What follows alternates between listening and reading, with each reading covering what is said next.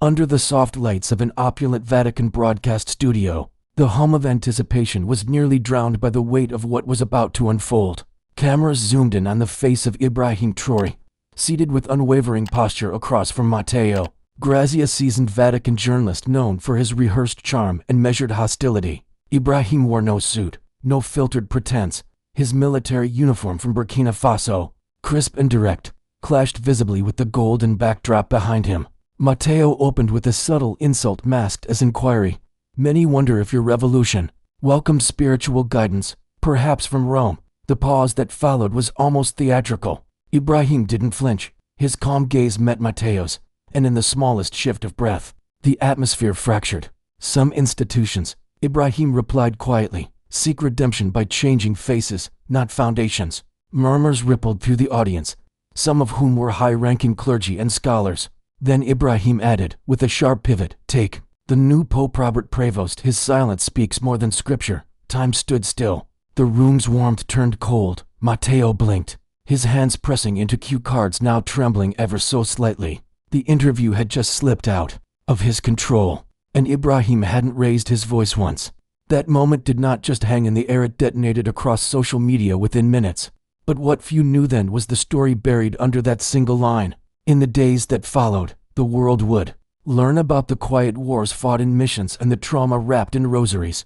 As the cameras continued to roll that night, Ibrahim's words wove a subtle but scathing picture of power dressed in holiness.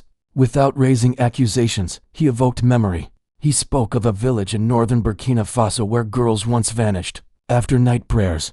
He mentioned an elder who died waiting for a Vatican envoy to respond to his letters. "What happens to the prayers of those never baptized?" Ibrahim asked. Matteo tried to cut him off, citing complexities of context. But Ibrahim continued. With each anecdote, the tension twisted tighter. In the studio control room, producers debated muting the stream. In the audience, the sister of a missing catechist quietly removed her crucifix. Ibrahim's restraint wasn't just composure, it was indictment. With every calm syllable, the Vatican's armor cracked, and just before the interview faded to commercial, Matteo asked, too quickly, "So you deny Pope Robert's compassion?" Ibrahim's reply was quiet but lethal. "Compassion without accountability is just pity in disguise." The screen cut to blacked out as the world digested those first exchanges. Buried stories began to claw their way back to the surface. News outlets scrambled for context. The Vatican's official press department issued a vague statement defending Pope Robert Prevost as a servant of peace and unity. But beneath that polished sentence lay years of suppressed testimonies. The story traced back to the Peruvian Andes, where Prevost once served under the guise of missionary leadership. There, forgotten villagers still remembered the silence following disappearances of young boys who resisted church schooling. Through narrated flashbacks, a mosaic of testimonies formed, a grandmother recalling her son's last letter before he vanished, an ex-priest whispering in a dark hallway that records had been cleaned. Ibrahim, far from being a stranger to these shadows, had spent the last decade collecting the pieces: diary entries, oral accounts, even censored documents from former mission workers. This wasn't revenge, it was restoration. And as those stories surfaced, they revealed the rot behind the sermons, the racism hidden beneath robes of benevolence. The conflict escalated not with shouting, but with unraveling. Matteo, under pressure, returned for a second interview days later, insisting that the Vatican was misunderstood. Ibrahim met him again, this time not in Rome but in Ouagadougou, where the church doors were wide open but almost empty. Ibrahim walked him through a dusty community hall. "We still remember the smell of burned books," he said, pointing to a wall where Griot songs used to be painted before the missionaries painted over them with Latin verses. Matteo tried to object, but his voice faltered under the weight of what he saw: portraits of stolen children, altars of unmarked graves, audio recordings of chants that had once been banned. In the backdrop, survivors whispered. Some couldn't speak, their trauma locked behind decades of imposed silence. A former catechist, now blind, said only this: "They came with white doves, but left with our tongues." No one needed to raise their voice. The evidence screamed on its own. Then came the global reckoning. A prominent news anchor played the uncut interview footage in a primetime slot. The framing wasn't theatrical, it was intimate. Ibrahim, seated across from Matteo, had refused to speak of revenge or revolution. Instead, he explained that dignity couldn't be outsourced to Institutions. The conversation reached its emotional peak when Matteo presented a written defense from the Vatican complete with endorsements, statistics, and selective apologies. He asked Ibrahim, "Isn't this enough?" Ibrahim, without glancing at the document, responded, "Paper apologies are walls built to contain truth. Real change starts when the silence ends." And then, for the first time in the broadcast, Ibrahim reached into his pocket and pulled out a folded letter. It was from a Peruvian woman whose brother had disappeared during Prevost's tenure. Her words were short: "I forgive, but I will never forget that I was forgotten." Ibrahim handed it to Matteo on air. That moment, small, quiet, powerful, shattered what centuries of sermons could not. The studio fell silent. Viewers across continents cried. Matteo did not respond. He only looked at the letter, and for the first time, said nothing. The collapse of Matteo's certainty mirrored a larger implosion.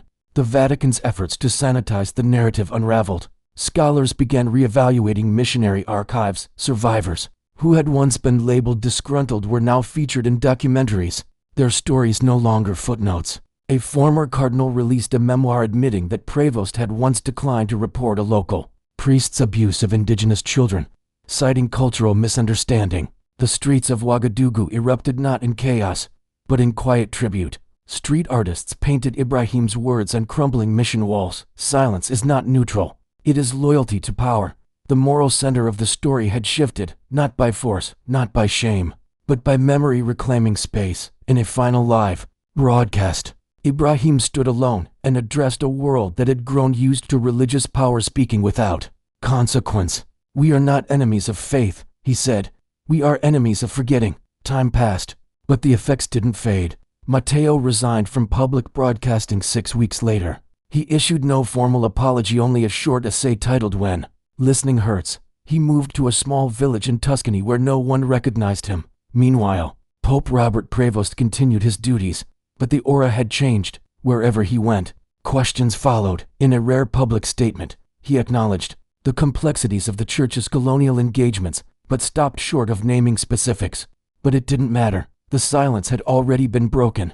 Survivors around the world began hosting annual remembrance vigils. In Peru, an entire plaza was renamed after the missing indigenous children whose names had been erased from records. In Burkina Faso, old griot songs once banned in mission churches were performed at the National Theatre. The crowd included diplomats, musicians, and yes, even a few priests who came not to speak, but to listen. And Ibrahim, he faded from the spotlight by choice.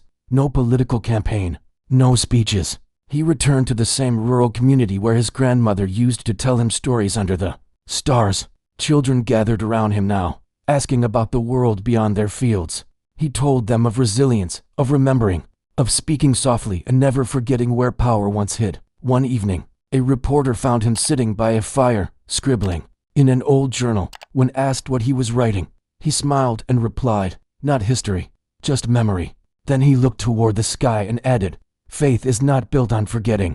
It grows only when we face what we buried." The story closed there, not with applause, not with revenge, but with a quiet reckoning that echoed through churches, homes, and hearts alike.